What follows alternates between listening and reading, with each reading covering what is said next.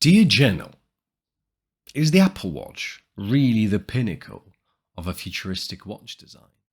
Wait, let me explain first. This is mighty thin ice, I know.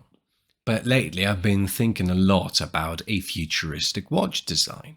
It may seem a little counterintuitive given the era we're in, brands reviving their old and gold vintage models and introducing them into the modern world.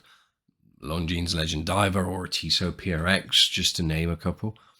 But from where I stand, that poses a very interesting question. If everyone's looking back, who's actually looking forward?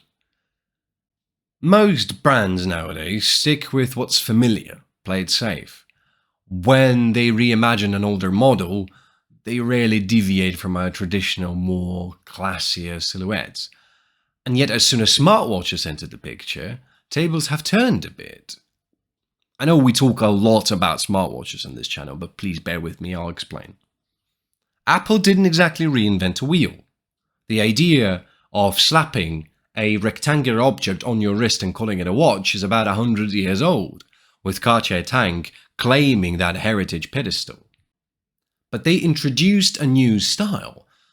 Modern, sleek, minimal, and very tech-driven. Something that echoes with analog watches too. Some brands did actually try to push the envelope. Urwerk, Atowak, Devon, and all of them introduced a new twist to it, their own twist. But the moment you decide to dive deeper into it, you hit a couple of underwater rocks. With Urwerk, it's, well, a bit of an obvious one. Even though they're very sleek, not quite minimal, flamboyant, boldly designed, wildly complicated, they are maddeningly expensive.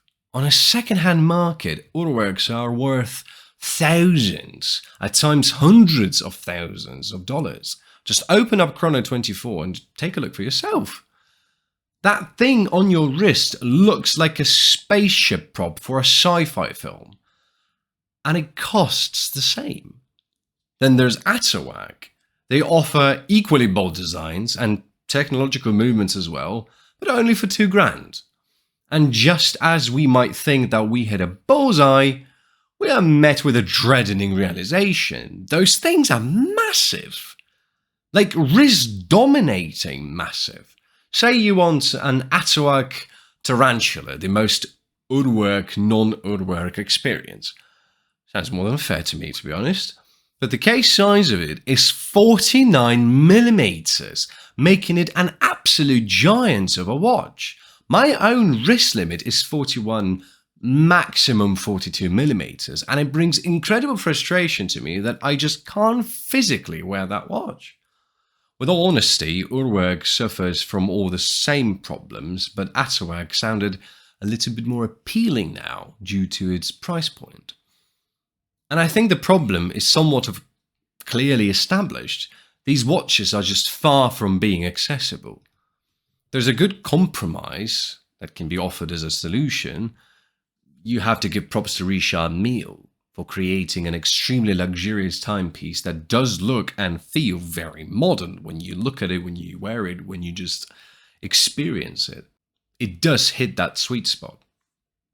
That's some Tony Stark material of a watch, if I'm honest.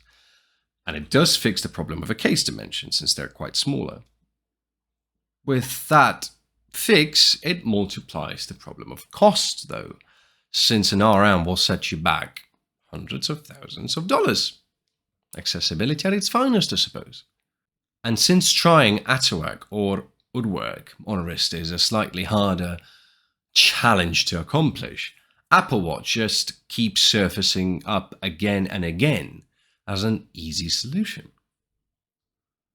But if you found something different, a hidden gem that doesn't break your bank or your wrist, please drop a comment. I'd love to hear what you found.